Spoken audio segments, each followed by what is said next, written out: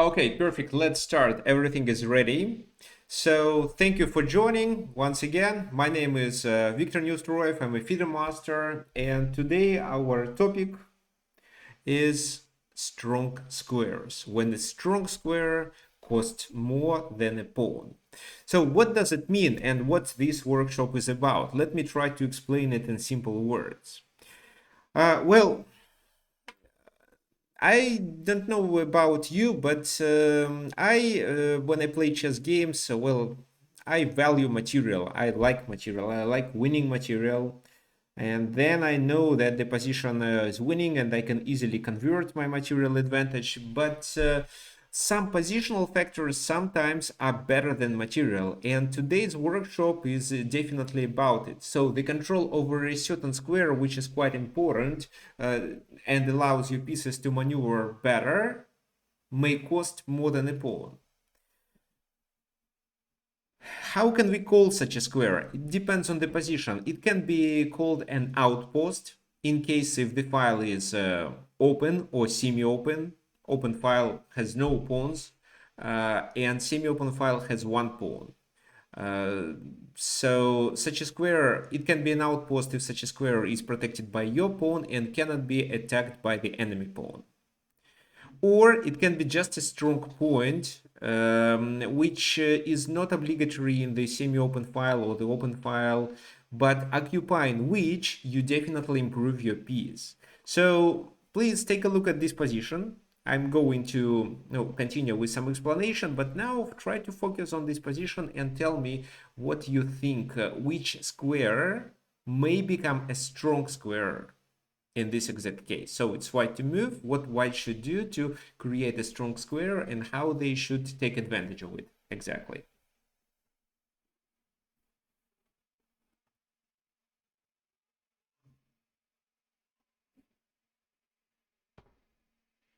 Okay, so how does it work? You either comment in the chat or you unmute yourself and say it.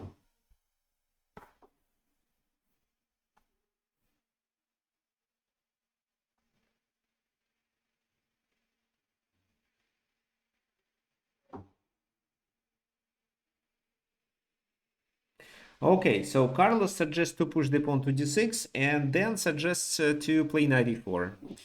Well, okay, so makes sense what to start with. Now, Carlos, can you please... Oh, okay. David, can you please remove your... Yes, thank you. So, knight e4, I think it's queen e7 or queen d8, maybe queen d8. Then they gonna chase our knight away. Ah, wait a sec. Knight e4, queen d8, the pawn on c5 is not hanging, right? Let's make this move. Knight e4, queen d8, the pawn is poisoned. So, okay, so Georgios suggests to start with this move and then continue with d6. So why the pawn is poisoned? Well, I'm sure that you can see it, but if not, let me explain. When you take such a pawn, your opponent can deliver a check on a5, and that's a double attack. So you're gonna lose a knight. So every time when you decide to capture some material for free, always think what your opponent gonna do. So you cannot make the move and tell your opponent and have in mind something like, okay, come on, surprise me with your reaction. No, every time before you make the move, you should always try to predict the next move of your opponent. Well, it's okay if you make a mistake, but at least you should try it. If you don't, then it's very likely that you miss something. Okay, so d6 in this position, according to what Georgios suggests. How does it work? We're gonna be chased away anyway. So that's why I don't see a point of knight e4. Then the knight still goes back. So if you want to play d6, you'd better play d6 right away. And yes, d6 was played. So why d6? Who understands? Why d6 is such a good move? This is the game actually between two classical grandmasters, Max Euwe and Miguel Najdorf. Blocks the pawn on d7. Okay, guys. So I'm sure this workshop will be extremely helpful for you because, according to your comments, I see that you misunderstand the idea of d6. So first of all, let me tell you what. Okay, so your suggestions are. Let me read it. Restricts the bishop on c8, which is partially true. Yes, it restricts the bishop, but that wasn't the main idea behind d6 move. Then says that it blocks the pawn on d7, which probably means the same thing, that the bishop cannot join the place of action, which is correct, but that's not the main idea. Okay, so Bernice thinks that it controls c7 and e7, which again is only partially correct. The key idea of this move is to vacate the d5 square and occupy it with your knight, because the knight on d5 is a really great knight. So Max Yuvi, when he played it, he was even okay to sacrifice the pawn on d6. He needed only the d5 square, because he thought that with the knight on d5, his position and his pieces get new opportunities. He doesn't want to lose the pawn right away, but he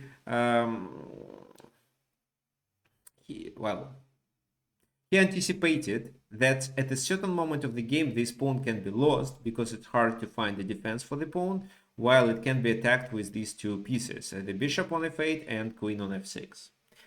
Okay, fine. Let's continue. Okay. First of all, some theory. When doing an outpost or creating a strong square for your piece makes sense. Well, let me explain several critical situations. For example, if you attack the enemy king and you need a strong point to transfer your pieces to the king side, then yes, so creating such a square is definitely a good plan. When you get a strategic advantage, for example, you move the piece there and you see that your piece being there either restricts enemy pieces or creates new opportunities to get your pieces coordinated and play for a win in a different way. When else? When you create weaknesses in the enemy camp. Any weaknesses.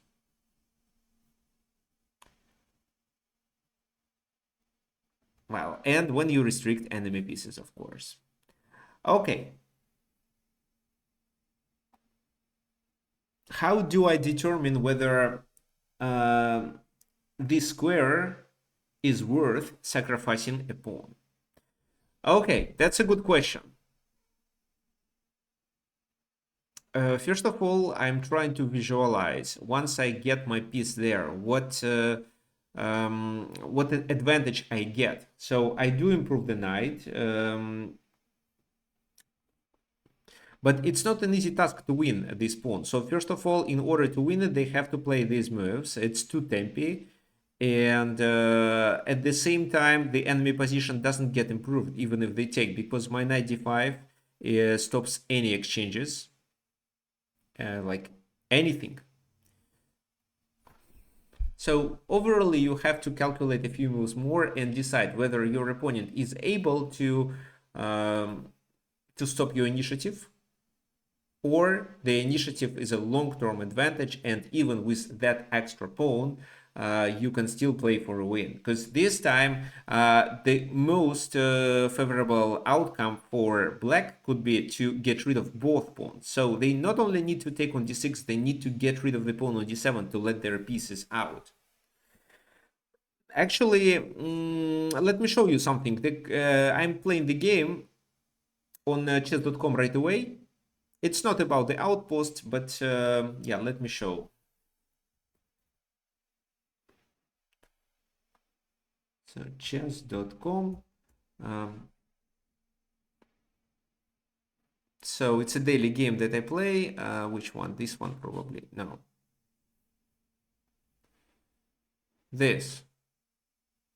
It's not an outpost, but I want to explain.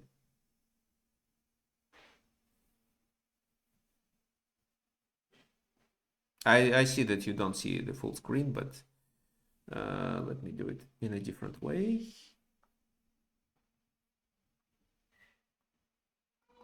So when does it make sense to sacrifice a pawn? Look at the opening.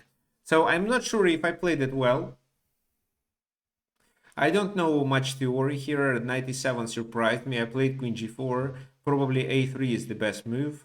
But again, I'm not sure. So I played bishop d3. He played that, queen f4. So he did c5. I played that. And in this position, I decided first to take. And then I sacrificed the pawn. Oh, wait. And then I sacrificed the pawn with b4. Does this pawn sacrifice... I mean, does my initiative cost a pawn sacrifice? Yes, it does. Why? Because, well, he did take. Sorry. He did take. Then I played knight b5 in order to play knight d6. He took there. That's another check. So I'm 2 pawns down. Obviously, the pawn on a3 dies. So I will be only 1 pawn down. But look at my pieces. So I defend on c3, and now I can do anything I want. He played that move, attacking my knight. Okay, knight goes to g6. He played that move, attacking my pawn on c3, so I just castle. He can win the third pawn, but look at these pieces, they do not participate in the game. So if he decides to take on c3, knight takes c3, queen takes c3, then I play rook a3, so I'm 2 pawns down only, and then my rook goes to g3. And most of my pieces are coordinated for the kingside attack, while his pieces are absent. They are not doing anything. So this is exact case that where sacrificing 2 pawns cost, I mean, where my initiative is more than 2 pawns. So it's worth more than 2 pawns even. Did I explain when how I understand whether sacrificing a pawn is worth an attack or occupying a square? Maybe a bit complicated, but at least you can get some feeling or some understanding of that.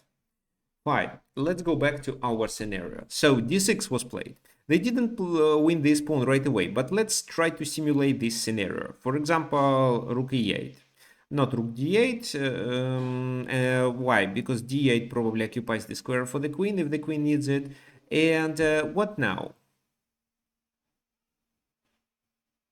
Knight d5? No. Okay, let's just play e3. Let's develop pieces. They play that move. They are ready to take it. Should we sacrifice the pawn now? Well, if we do knight d5, it seems that they can capture on d6. And to be honest, I still see some advantage, but I cannot say that that was the best way.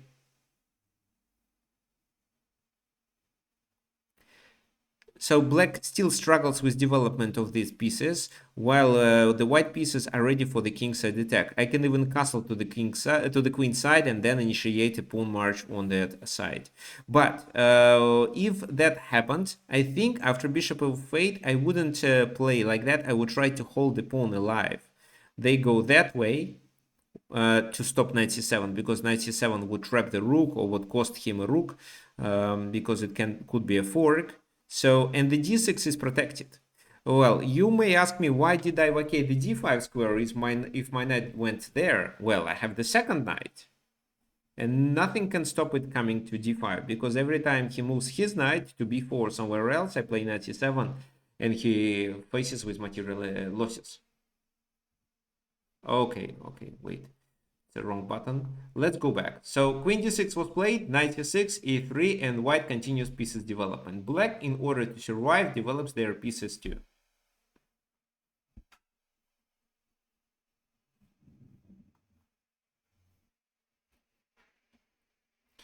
Fine.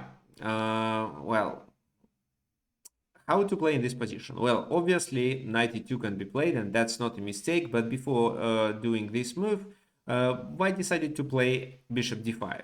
And it doesn't hang the pawn. If queen takes, it's what?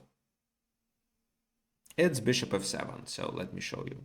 Queen takes, bishop f7 with a discovered attack. So the pawn is poisoned. That's the reason why black continued with king h8. And after king h8, it was knight e4 to keep the pawn alive. Queen goes to d8. And what now? What do you think?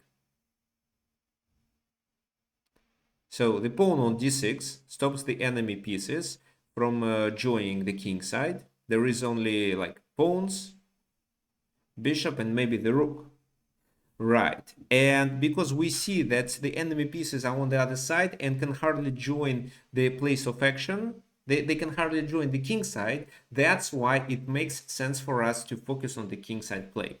For example, knight e7 is not playable. Knight d4, no. Bishop b7, yes, but the bishop doesn't participate. The rook doesn't participate on the king side. And the queen controls only several squares here. So doing a pawn march and exposing the king could make sense. So, for example, such move like g4 could work. And if f5 we take, and then move the knight, and then the knight goes to h5, it works really well. In the game, Max Euwe started with h4. f5 was played, and then he plays knight g5. Makes sense? Yes, because the knight is still poisoned. So blocking, now the king has no squares, so blocking is a must, and then the black's position is totally destroyed because white attacks on the h file. So bishop b7 and g4, opening it.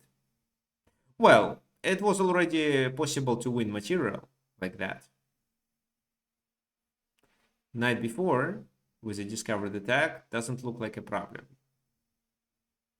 We can just move the rook or push the pawn. So g4 was played instead to win faster. e4, b2 is hanging, but nobody cares. Knight e2, still it's poisoned. Bishop takes, and this is where I want you to suggest a move. So imagine you're white, black captured the pawn, they threaten our rook, but how should we play?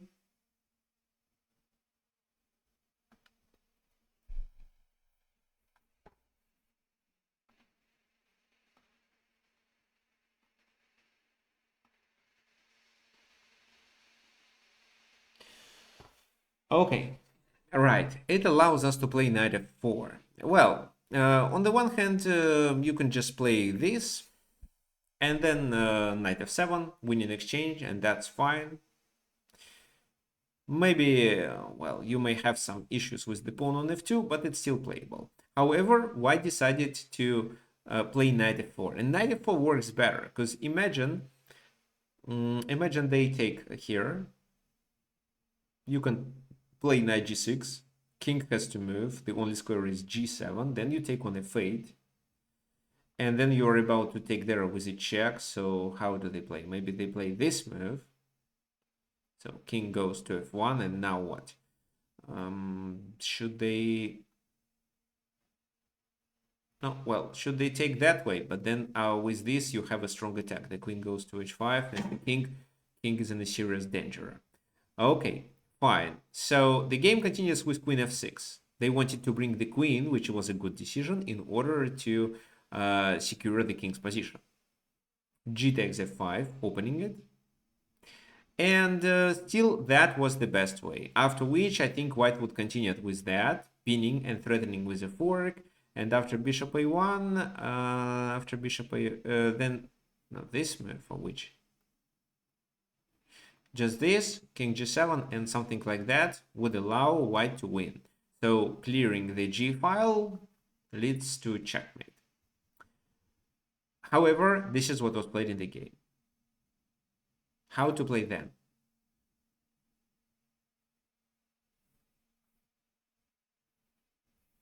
What do you think?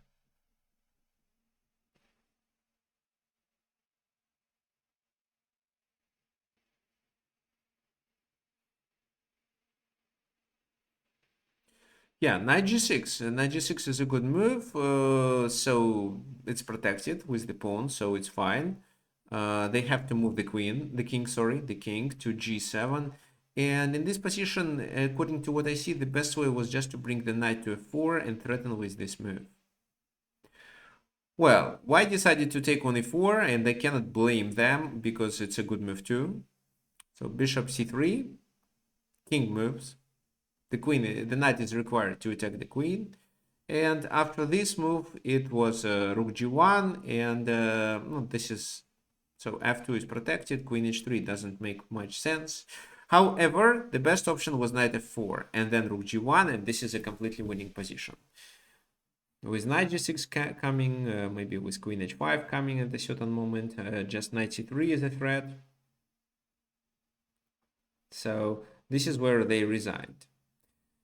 But how to play? Let's say they save their bishop, for example, bishop e5, then rook g1. He goes that way, and with knight g3, you get a winning position, even being down in rook, the whole rook.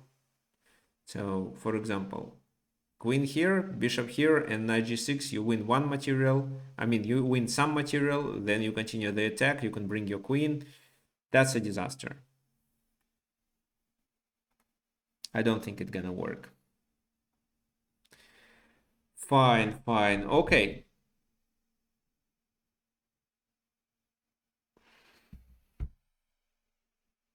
What about knight g6 instead of knight g3? Let me check it out. Knight g6.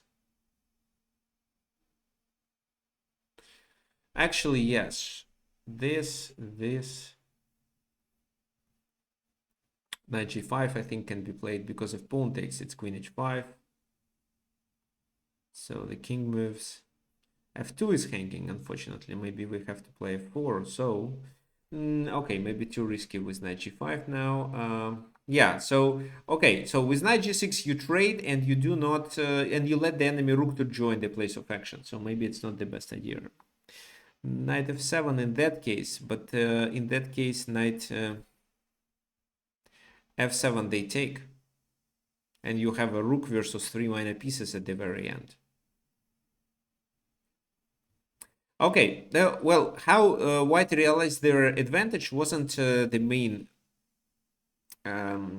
outcome that we should get from this game. The main idea was us to understand for us that d6 is required, even despite that you make this pawn a weak pawn, you get the control over the d5 square. So it's quite logical that the knight joins there, but White decided to not sacrifice this pawn, and what he did is bringing the bishop to active position from which the bishop could attack, and that was crucial because the king couldn't go to g8, and then knight e4 supporting the pawn and chasing the queen away, which then allowed White to continue with the attack.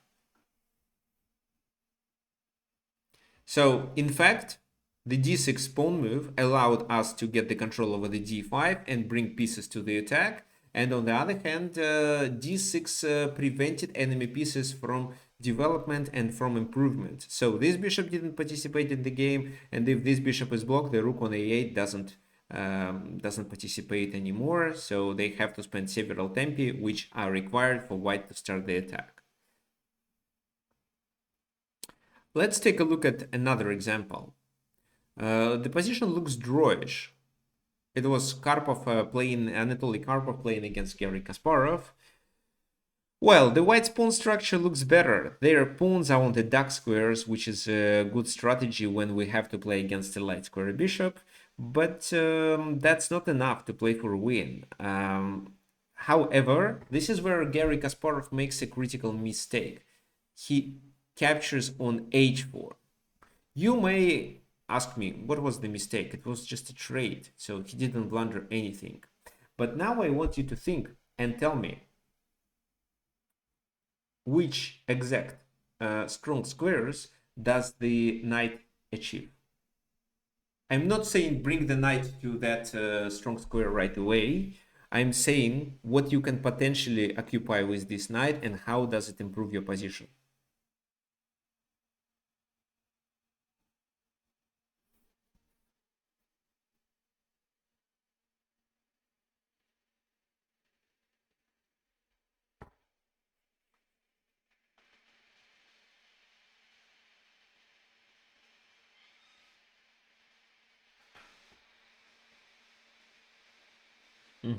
So everyone agrees here that the f4 is such a position that the knight should occupy. That's right.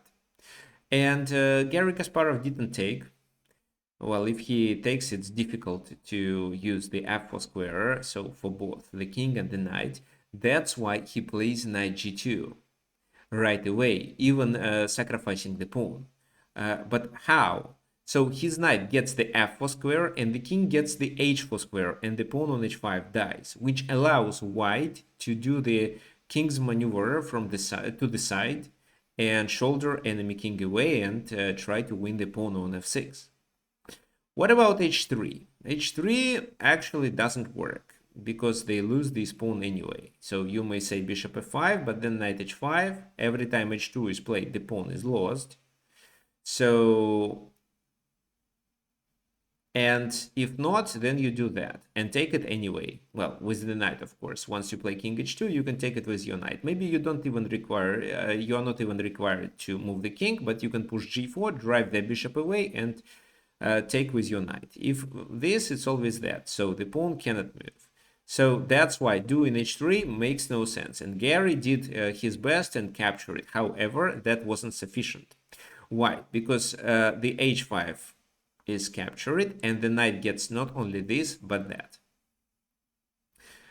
Bishop g6 could make sense, but after knight f4, bishop f7, king h4, knight h5 is played. The pawn in game is winning.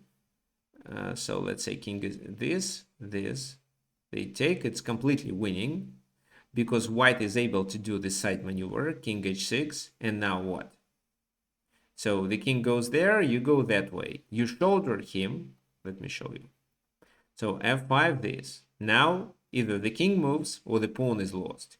If the king moves, the pawn is lost anyway. Maybe king e7 is a better move. Actually, no, because then we can even push the pawn and it's still the same story. The pawn on f6 or f5 is lost anyway. Okay, fine. So that's why bishop g6 was a useless move. The game continued with this. However, knight f4 is a check. The king goes there, sacrificing the pawn on d5. But capturing the d5 pawn allows them to keep this pawn alive. That's why Karpov took the pawn on h5 instead. Because he understood that clearing that pawn allows the king to invade the enemy territory. However, while the enemy king is tied down to the defense of the pawn on d5. So king e6 back, knight f4, and the king is here, which now allows the white to improve their position. So bishop d1 was played, and this is where Karpov made the mistake. So white made a mistake.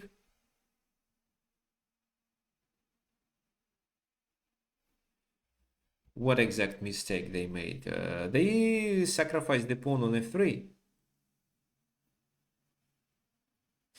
And made the position drawish. So we shouldn't continue the analysis. I mean, do the analysis in details. I just wanted you to understand which opportunities the knight could get on f4 and that the king could go through the h4, h5 to reach and capture the pawn on f6. So king g6 was a bit of inaccuracy. So the best way was to bring the king back and then maneuver the knight and bring it to c5, attacking a6, which would mean extra pawn because it's almost impossible to defend it. It's a double attack, so bishop moves, you take on a6, you bring back, or you can just move the king, and if they play king b6, it's a fork, you take on f6 anyway. So they cannot save the a6 and f6 simultaneously. Maybe bishop b1 is a better move. Well, maybe, but then the bishop is unable to attack the pawn here. So king h4, bishop c2, king g4 back. It's kind of a Zugzwang. And if bishop d1, then knight goes to d3. If bishop b1, then I think we should play king h5.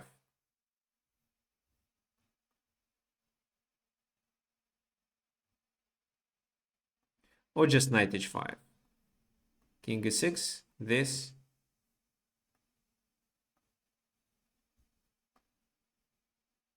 Actually, no.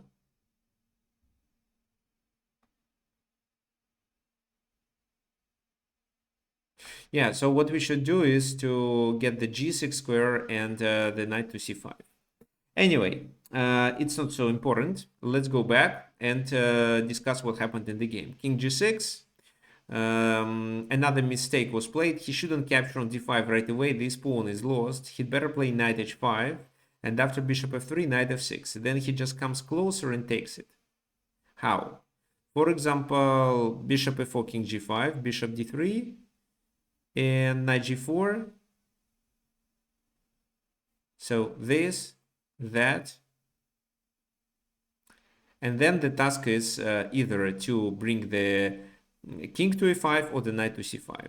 I can also illustrate how it's possible in this scenario, for example, why not king e6? Okay, why not king e6 in this position, let's say? King g5 anyway. So let's say bishop g2. And now this move becomes playable with the idea of doing knight to c7. So king d7 is a must. Then that way, and king e6 no longer possible, which allows us to come closer. For example, this. Okay, let's say the bishop moves. Then that. And this. Actually, let's go back a little. This. He goes that way. King f6. Knight f5, and then we can finally occupy it, and then attack it with the king and the knight one more time, and finally win it.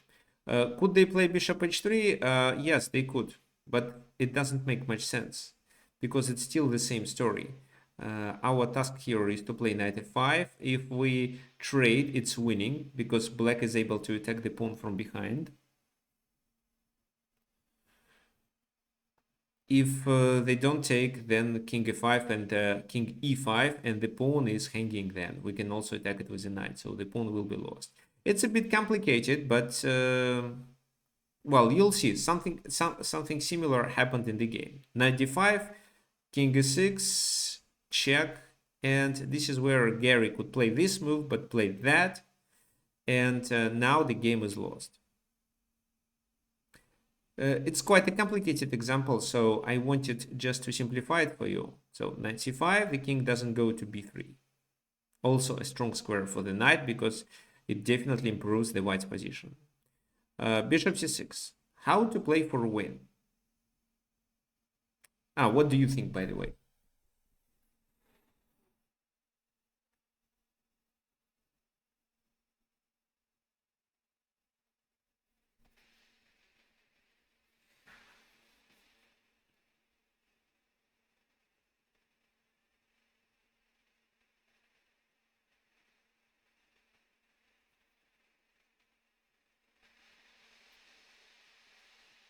So the main problem is that once we move the king, we hang there. And if we move the knight, we let them playing king b3 and winning the pawn on a3.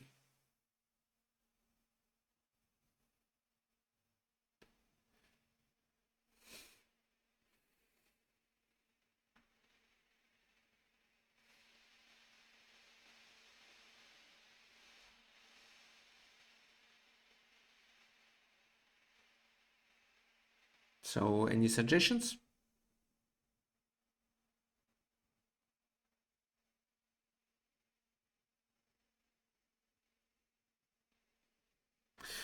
Okay, so the pawn on a3 should be sacrificed.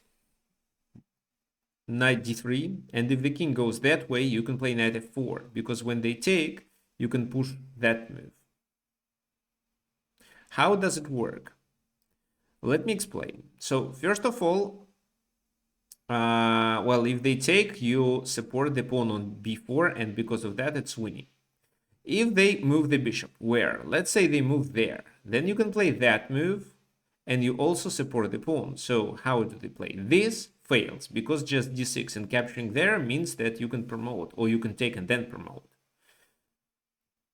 And if this move, it's knight c5, or if the bishop is not there, for example, king d4 first, and then knight c5, d6, and so on, or even king c5, protecting both pawns and advancing the d pawn further. If the bishop goes that way, then you can play at the very least d6, and after this move, you have two options. On the one hand, you can play knight d5 and protect the pawn because the knight is poisoned, or you can play knight d3 and then just do that stuff. The next move is king c5, which allows you to protect both pawns. The rest you need is to find how you, well, actually the rest you need is knight e5 and d7, and you're gonna win the bishop. So it's an easy win. What happened in the game? Bishop g2, knight e5, king goes there, knight g6 to go there and push d5. King c4, so knight f4 works, but Karpov decided to play this move. Bishop b7, d5 may not win the game now, because if you push d5, they can take. And if you take this pawn in game, even with extra pawn, is not winning. Because they are able to keep initiative. So king f4 allows this and then that. So that's why the white king should just keep shouldering. So that's why knight f5, threatening with a fork. Bishop moves to not fall under a fork. Knight d6 and the pawn on b5 is lost. The king moves, knight b5. So with 3 extra pawns, it's definitely a winning position. Here, even knight d6. Why? Because after king e3, how can you win?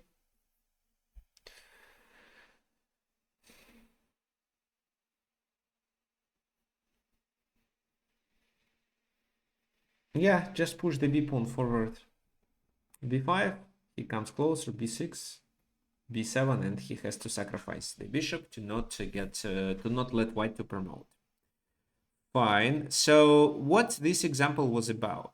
So even in the endgame, especially when you see that there is no way progress, it does make sense to sacrifice a pawn, but to get the control over the squares, which make your pieces better. So by exchanging these 2 pawns for one on g5, white was able to reach the f4 square with their knight, the h4 square with their king, win the pawn back, and do the side maneuver and attack the pawn on f6 with winning chances.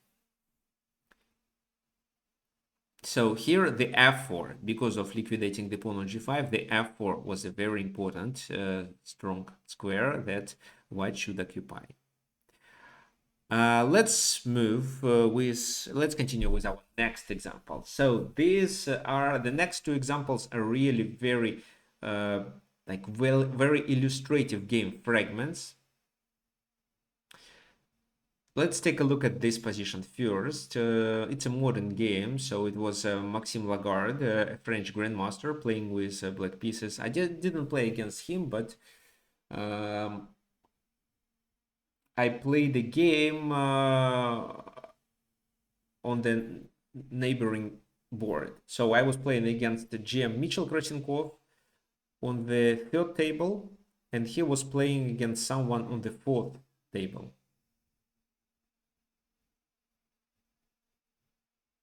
Okay, anyway, so look on the 2nd table, don't remember. So look at this position and tell me what black should be doing. It's Benoni, but and actually it's a sharp line of Benoni, but I didn't think that white played properly. What I don't like is that the knight is only 2.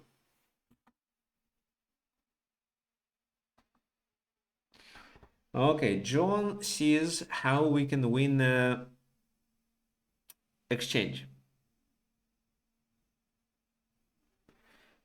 Pietro suggests to play h6 bishop. Wait, Pietro, h6 bishop h4 g5, and then what? You get the e5 square at the cost of a pawn. Well, seems too risky. Okay, so you mean knight g4 in this position? Well, yes, that makes sense actually. Yeah, I agree with you. It's a good strategy. Well, g6 exists. Oh, yeah, g6 is a problem. Once you take, they take there. So how do you have to move? If you move there or there, they take with a check. If you move that move, they play e5. Okay, and then you are still in trouble because they take your rook. No, no, no, no, no. So knight g4 doesn't work. So probably that's the reason why h6 and g5 strategy doesn't more work. You can play h6, but then the bishop goes there, they cover f2, and knight g4, queen b6 lines no longer work. Okay, so let me see. Let's use John's idea. Oh, okay. No, there is another idea. So Bernice suggests to play c4 to sacrifice such a pawn and then to occupy the c5 square, which makes sense. It's a very common strategy because then the pawn becomes poisoned. Sorry, but because then the pawn on e4 becomes weak. However, you can combine this idea with queen b6. So king h1 is the only logical move. Rook f2 makes a pin.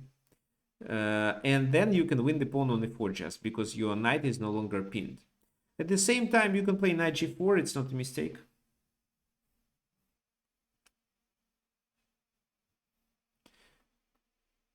Yeah, c4, this is what was played. Instead of c4, you can play queen b6. Let me explain how it works. For example, c4, they take, and then you play knight g4. Well, the best move is knight e4, but if you play knight g4, you win exchange for sure, because you threaten with these two threats.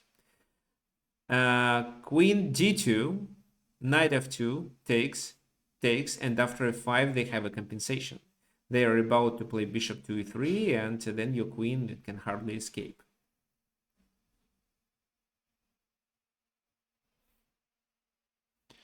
Queen e1. What do you mean queen e1? There is e1 covered with the rook on a1. Ah, queen e1 in this position. Then this is a fork. So you face with material losses anyway. Okay. Let's go back. So c4 was played. Actually, queen b6 and c4 are approximately equal moves. Well, bishop c2 to keep this pawn protected. Queen b6, king h1, and this is where knight g4 was played. So that allowed us to keep the c4 pawn alive. And why do people play it in Benoni? Not only because they want to fight for this square or improve the knight, but because they vacate the c5 square for the knight, and this knight on d7, which in the original position didn't have much space, gets a very good square. So knight g4. How to play in this position? Well, queen d2, letting black to win exchange, and then f5 would make a lot of sense. But still black is better. Black is not better if in this position the bishop captures on c4. So if, for example, the same line occurred, but the bishop from d3 didn't go to c2 but captured the pawn on c4, then white would be better. Then in this position, black is better because there is one extra pawn. But white played bishop h4, pinning that knight. Knight f2, rook takes f2, queen takes f2, bishop b5. How to continue?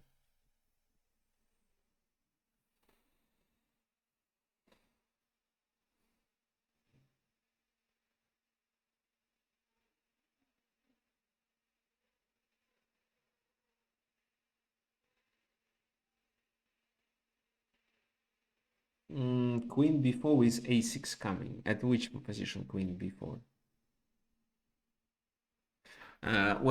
Queen c5 probably with a6 coming. Makes sense. But c4 is hanging. So what should we do? Pietro suggests h6. h6 makes sense because the bishop does not have a square. So h6 was played. How do they play? What do you think white should do to not lose a piece?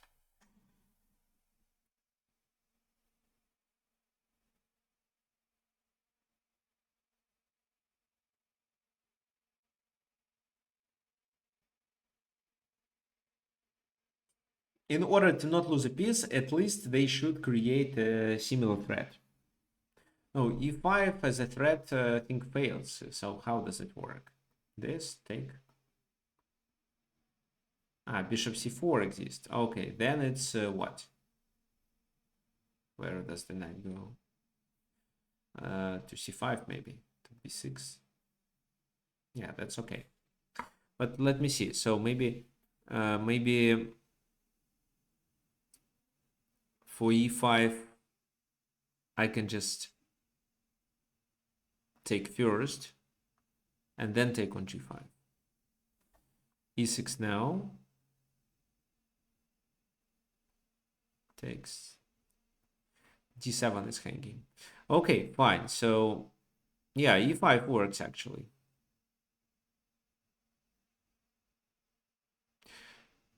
Oh, I have another suggestion. A6. Ah, they take. Oh, okay, so still fails. They played queen e4, and queen e4 seems to work better. How? So we take there, and they take there. And we cannot do anything else. We cannot play these moves to defend on d7 because of the bishop. We first need to liquidate the bishop. After g takes f4, they resigned. I mean, white already resigned, but let's decide why. Why cannot they play something like that? What do you think? What's the best way for black to take advantage of this position? So just one accurate move and the white's position is totally ruined.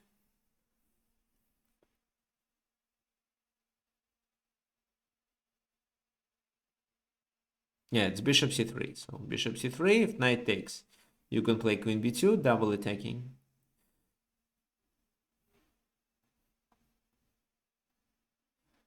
If they take with a pawn, you take on a4.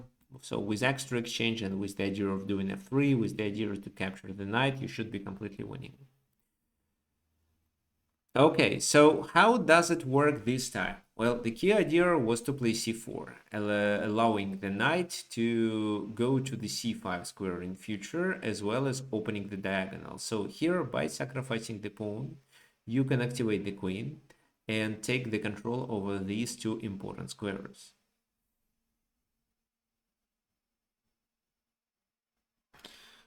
Wasn't there knight b6? Yes, we're gonna check it a little later. So if bishop c2, then queen b6 still works, and these two squares are crucial for our position and are a real problem for our opponent. Okay, let's go over this scenario. Isn't there a knight b6 move?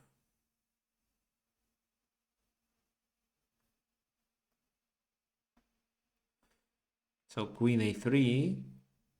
Yeah, queen a3. Then what? Black is still winning, but it seems to me that capturing the bishop on g5 was a better decision.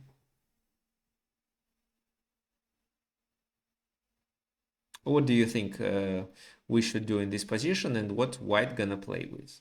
Oh, okay. So the rook is hanging. Can we make a rook move?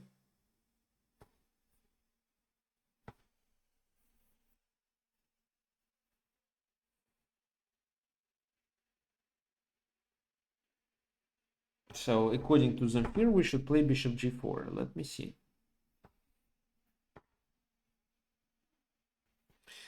Bishop g4.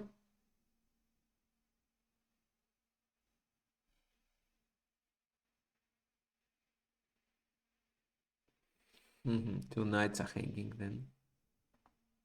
I think it's a good move. Take bishop e2.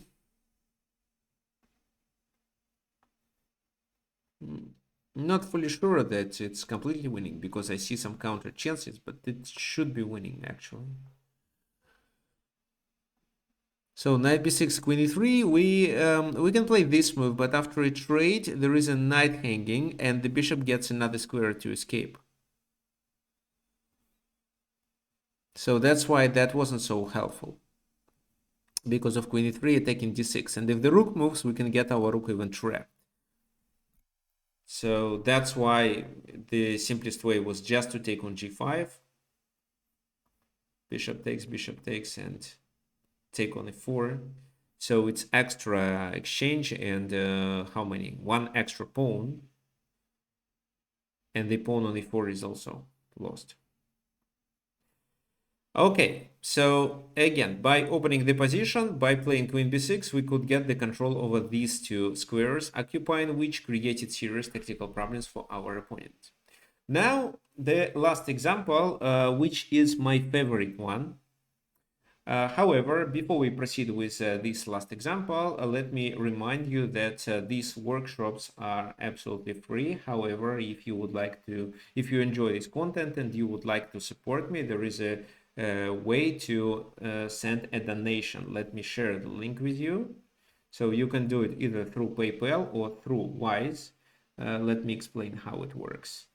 You click on this button it redirects you to, well, a pop-up window appears, and here you can enter the amount that you want to donate. It can be any amount. You click this yellow PayPal button, it redirects you to your PayPal account. So you enter it and then you can send money automatically to my PayPal account. The second way is to use Wise. So my username at Wise is Victor N394. So just use this link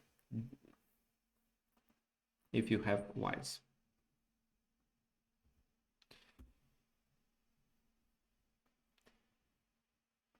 Okay, fine. Let's continue.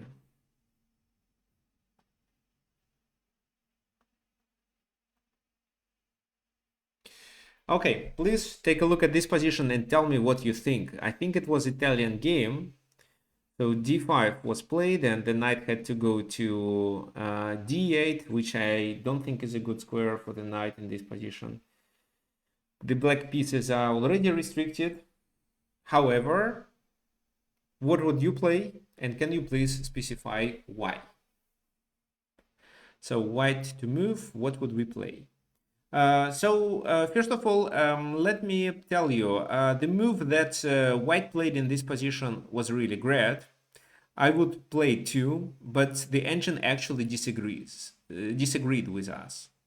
I analyzed this game with the engine too, and the engine says that, well, the move that was played in the game was good, but was not required, and white could just develop pieces and then play for a win. But let's decide. I think the first move is on a short phase, but you need to calculate whether it's a promising move or not.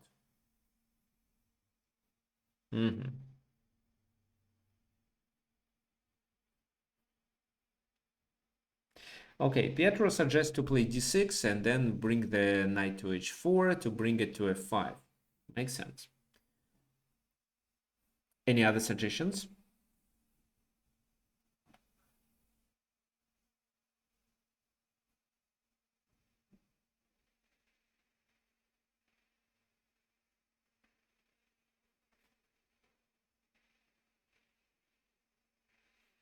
Occupying this square with the bishop. Okay. Smart suggests to play d6 and to bury this bishop for a long time. d6. So everyone agrees to play d6. Right. So this is what I would play too. It's a very common move, even if it costs you a pawn, because such a move slows down the enemy piece's development. Well, the engine suggests that you should castle, but then it allows them to play d6, which is still not a super good position for black because their pieces are really bad. But why not d6? So I don't fully understand why well, according to what I understand about chess, d6 is a really strong move because it restricts enemy pieces. Well, if they take with a pawn, we don't have to rush. We can castle, knight a6, let's say. Yeah, everyone would play d6. Every human player would play d6. And then what do you think? Oh, a5 is a good move, but it's not stronger than d6. a5 doesn't have a plan behind. It's just a move to restrict the bishop. So, but d6 is a move that starts a long-term plan. No, yeah, you can play a5 as the first move, but d6 is required. Yes, and d6 is the second move, right? Okay, so a5 and then d6. So what would you play here?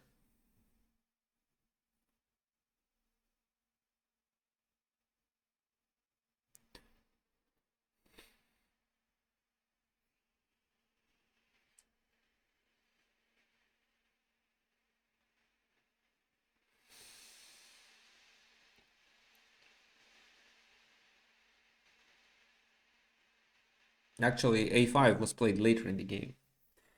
Just rook e1 according to Brian. Brian, what's the purpose of rook e1? Just to...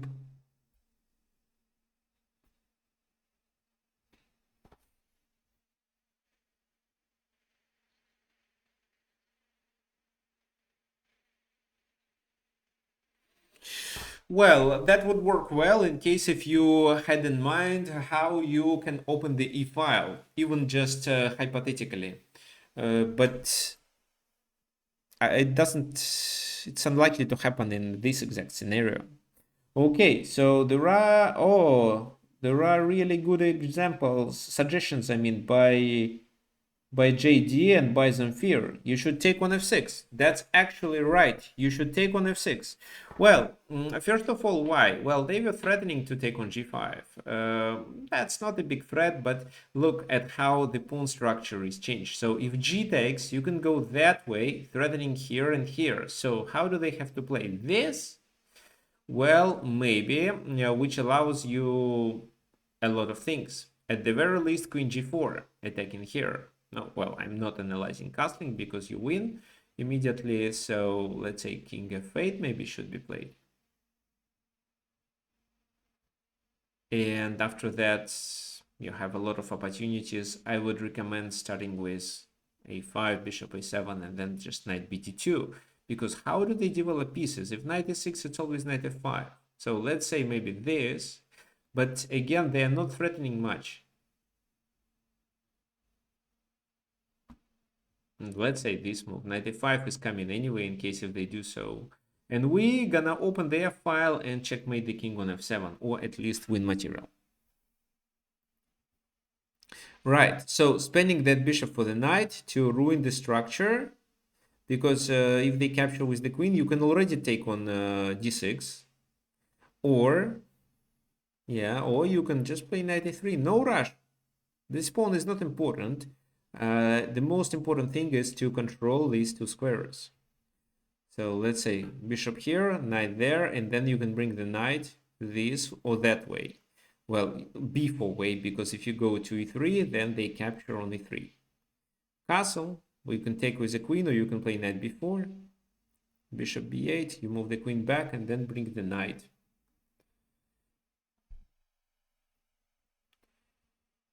So black calculated it and decided to take with the queen, because he thought that without queens, there is less risk for the black's position. So queen d6, c takes d6. And guess the move? It was like it was in the previous situation. It was the same line, bishop f6, but without queens on the board. Yeah, that's right, pawn takes. Okay, so this is where white decided to let enemy pieces get stuck on the queen side. So what would you suggest? Yeah, bishop d5. Bishop d5 stops the b pawn movement. Bishop c7, knight bd2, the knight goes that way. b5 cannot be played, so that's why they play a rook move. Knight h4, knight f5, we can still have it in mind, but there is no urgency of playing this strategy right away, but we're gonna do it later. Right now, right now you should stop the b pawn, and doing b4 makes a lot of sense. Yeah, b4 takes space. Exactly, Mark is correct. How does it work? For example, if let's say b5 takes.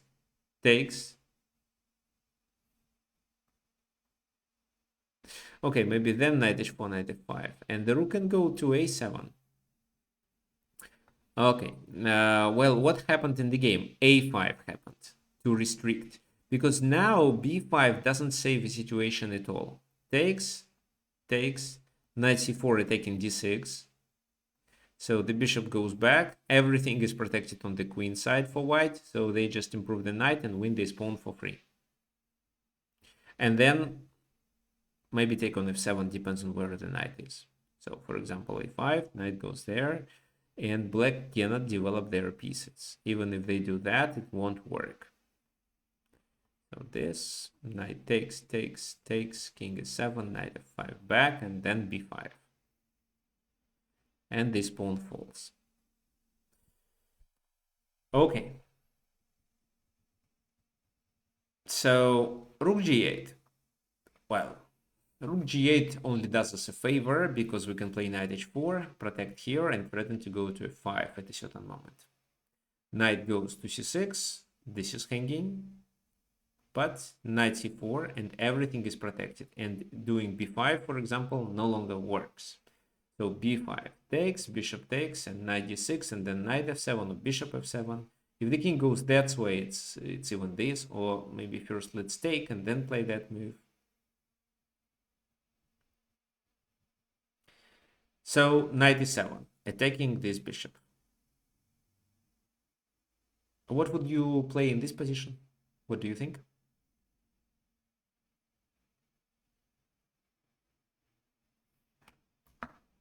Knight e3 was suggested by Pietro. What else?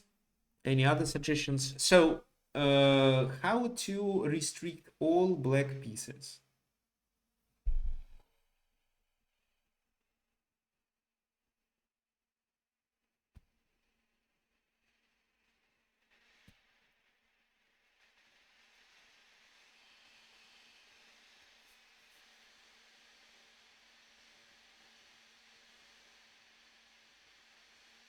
Why?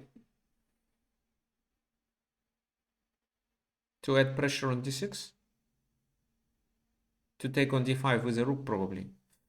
Yeah, makes sense, but they can play b5 or so. So that, well, actually, it still fails. Takes this. Ah, but without bishop f7 is not hanging. So funny, king e6 loses the game. Rook d6 checkmate. Yeah, well, actually every move wins. But I like your idea of knight b6. So Dan and JD suggested knight b6, and actually, from a practical point of view, knight b6 works better. So how does it work? If they take here and then they take there, look at the position. What you can say? How many pieces black is down then? Look at these two. I just don't see the way to improvement.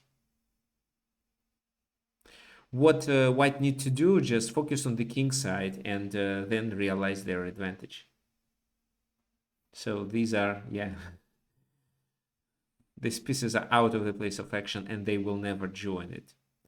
Well, f5, okay. Take on f5. So all pieces are buried then. No, rook g4, no. So how does rook g4 works? In which case? Instead of f5, you probably mean rook g4, g3 just. So it doesn't work well. There is nothing helpful with this move.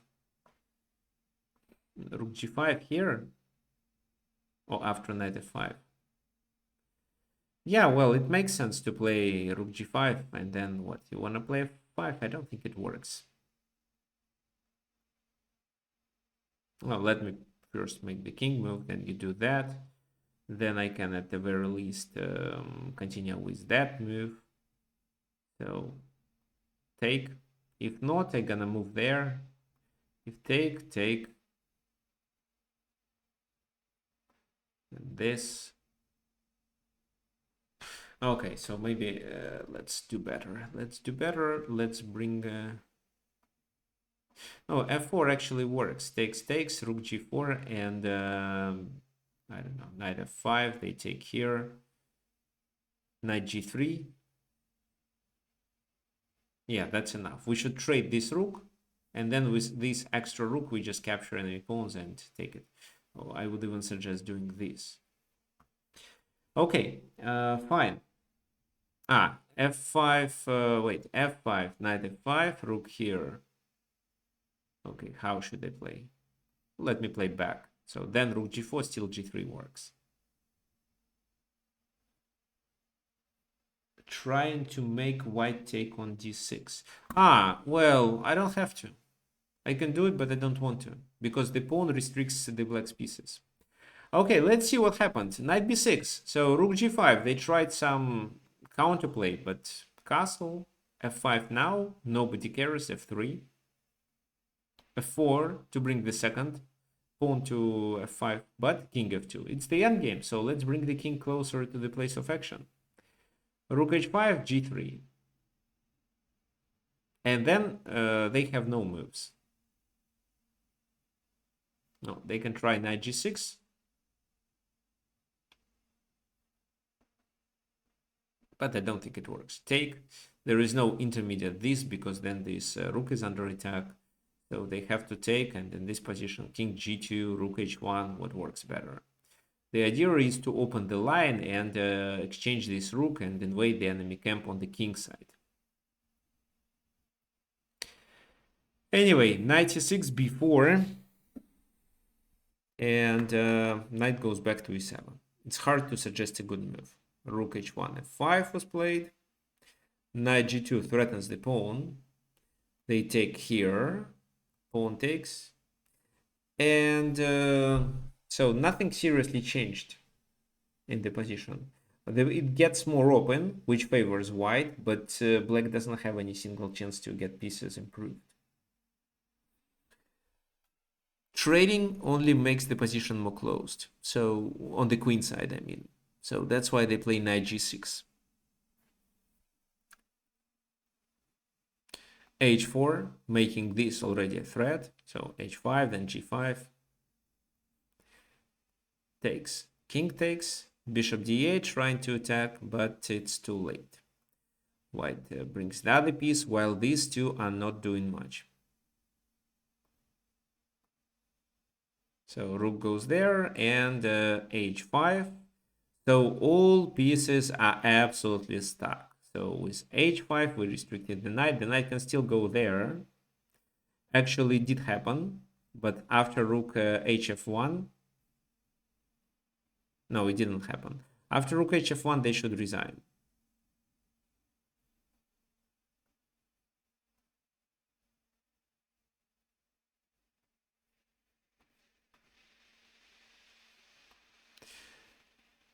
It's better to play this move. Oops, no, rook f7, I mean. It's better to play rook f7. And if now this move, then we can do that. So what we are ready to do here? We should bring the knight to the game. So I think that something like that, take, and knight f5 is coming. I don't know how to withstand it. So this is how the game ended. But it was already losing. So with these two pieces, we cemented the position on the queen side and switched our place of action to the king side, which allowed us to invade the enemy territory and attack their weaknesses, and finally convert our positional advantage to a material advantage. So once again, let's do a quick summary of what happened. So white is ahead in development. They have the central control, and they decide to give up the pawn in order to control the d5 square and prevent enemy pieces development.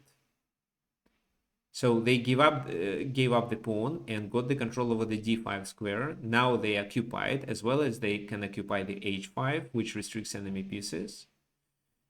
a5 and knight c4, knight b6 was finally played to prevent the bishop developing on that way.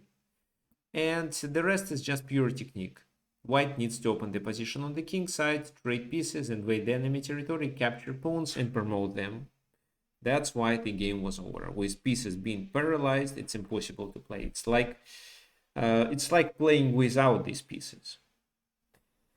So when you see that you have a real advantage, when you sacrifice a pawn and at the same time get the control over a certain square, occupying which you improve your pieces or make the enemy position cramped, then it does make sense to sacrifice such a pawn. I can show you one more example in the Alekhine variation.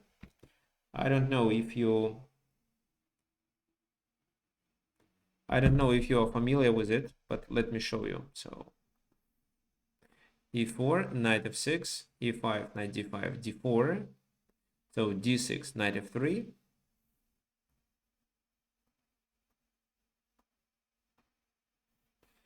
and it's knight c6. So who knows how to play here?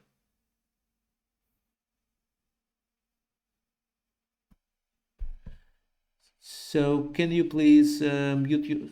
Okay, I'm gonna do it. Okay, so how to play? Okay, Richard knows. c4, right? And if knight b6?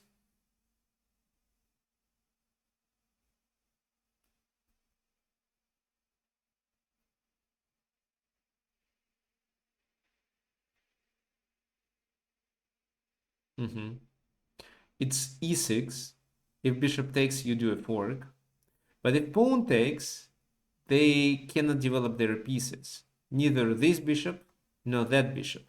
So for example, knight c3, and in order to develop this bishop, they have to play g6.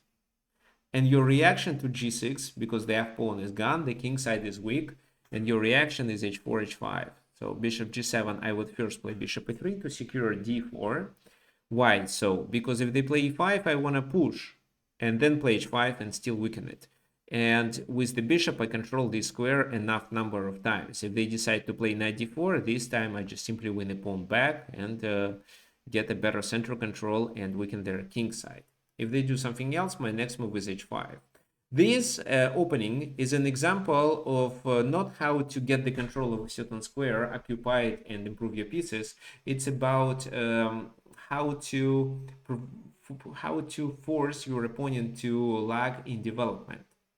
So by a pawn sacrifice, you see that your opponent experienced tough times and several tempi are required to get his position better, but you can develop your pieces quickly and start already creating threats. So this is how it works.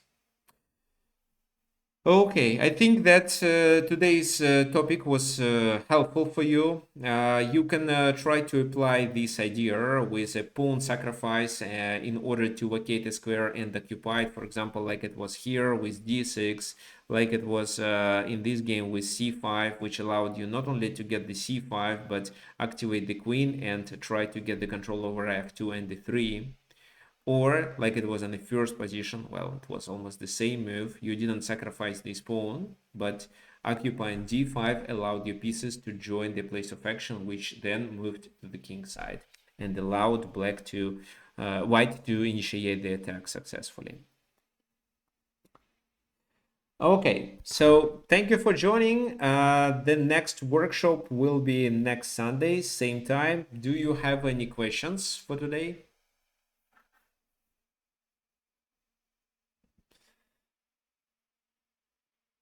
Yeah, I was about to do it probably next Sunday. Most likely, I'll tell you when exactly it will be. So I think in 1 month approximately. And I think we should start at 4 p.m. Eastern time uh, to make it more suitable for me and for Europeans. So usually we start at 5 p.m. But if we do it 1 hour early, I don't think there will be much changes, and it will be more suitable for Europeans. Okay, fine. So thank you for joining, and I hope to see everyone next Sunday, same time.